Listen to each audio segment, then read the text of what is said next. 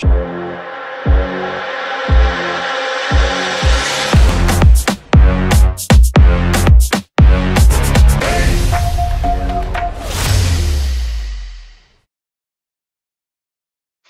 everyone. I'm here with Dan Malcolm. He's a longtime member of the Northridge and has participated in several Star Wars nights. So I just wanted to introduce him and have him talk about his involvement in the Northridge and how he became involved in Star Wars night. Let's see where to start at. I found the group by accident through a friend back in 2005. We went to Celebration 3 in Indianapolis, and I fell in love the first time I saw a stormtrooper. Like a guy actually walk up and he's sitting there talking with that static, stormtrooper speaking up, every time he'd say a word. And I was like, man, I want to do that. But you know what? I'll never be a stormtrooper, to be honest with you, unless I do Peter Griffin from Family Guy. But that's a different story for a different time. Anywho, so I found the group by accident through, we ran into Lisa, another one of the members, at one of the first showings of Revenge of the Sith in Buffalo. She sat in front of us, and she had either a Northridge shirt on or a Rebel Legion shirt. And then my buddy actually started talking to her, and she was like, you need to come to our meeting. And we're like, meeting? What kind of meeting? And the June of 2005 was my first meeting with the Northridge, and I've been here ever since.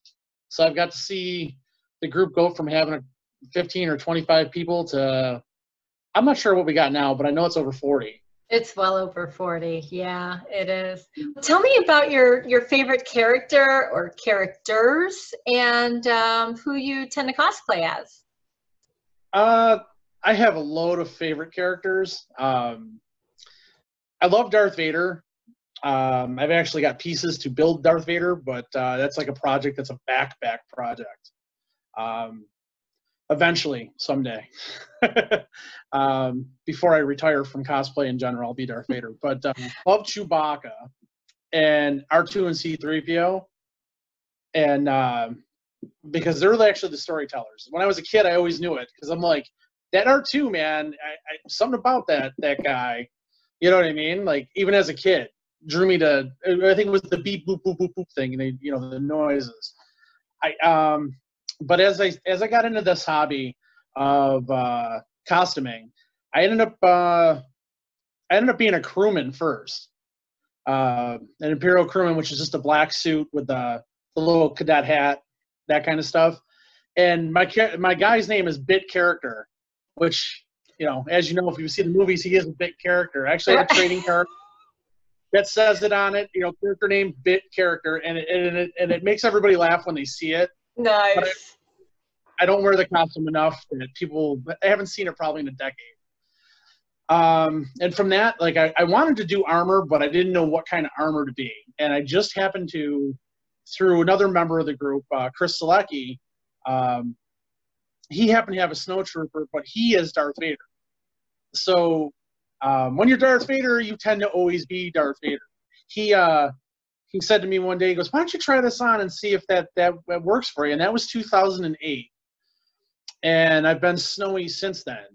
And that happens to be the character I've been the most, that I'm most, probably if you find pictures of any snowtrooper since 2008 in Buffalo, it's usually me.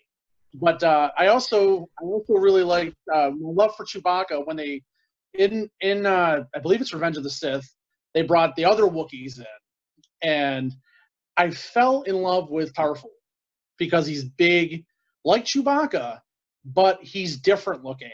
Like, he happened to be like, all the Wookiees were different on that planet, but Tarful was different than all of them because he had these gigantic dreadlocks. He had this weird armor, this huge bowcaster thing.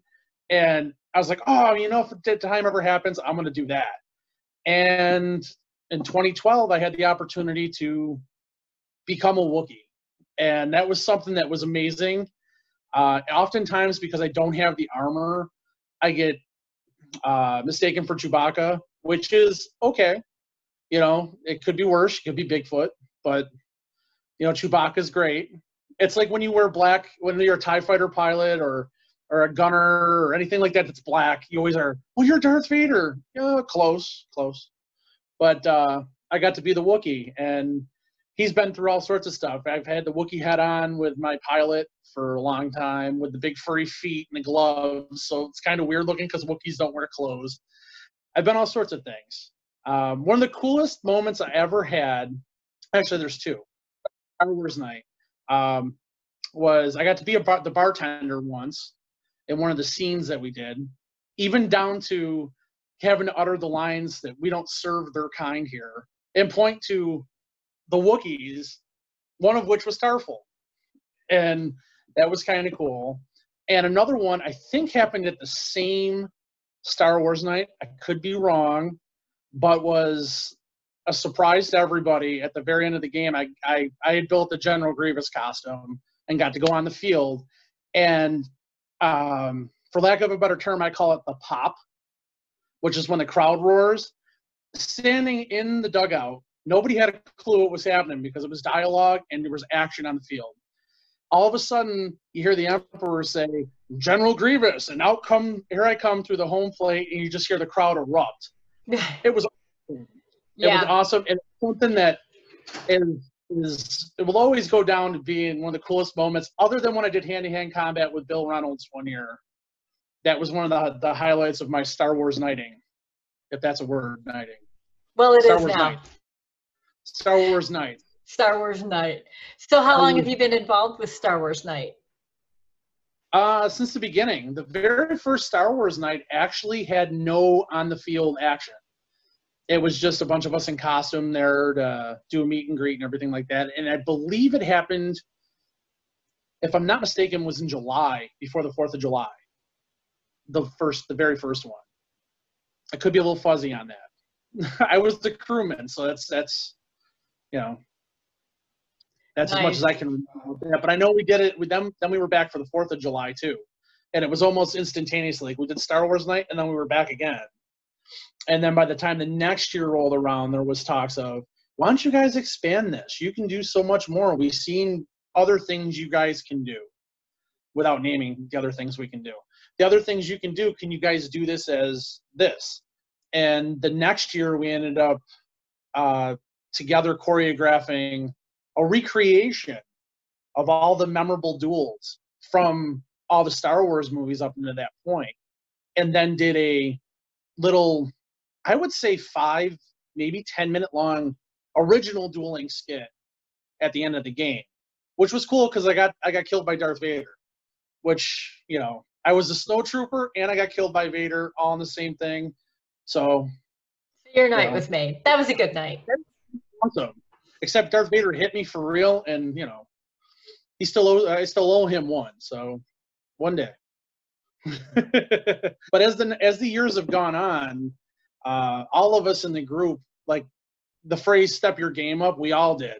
Like new people joined because of the first Star Wars night, to the second Star Wars night, to the third Star Wars night. To most of the group now is people that have joined since the second or third Star Wars night, which is amazing because they brought a lot of fresh faces, new attitudes, and a willingness to try to do other things, which was something that at the time, like we were like, oh yeah, cool. I think we're where we're at, you know what I mean? And there were a few of us that had lofty goals, like, you know, building a Jabba the Hutt, which eventually got done. We at one point created a chip and carbonite, which then of course led to, we actually have a full-size Han and carbonite, along with all the other props that have been made over the years through all the new members that have come along, which has been fantastic. And we just keep continuing to grow and get better and better every year. And no matter how many of them you do, you always find something new that year that you can apply to the next year. Oh, we learned this. We did this much better. And I mean, you know, firsthand from the way to where we were together, like getting dressed, to the shifts we do instead of going a free-for-all, you know, to a set schedule and all that stuff.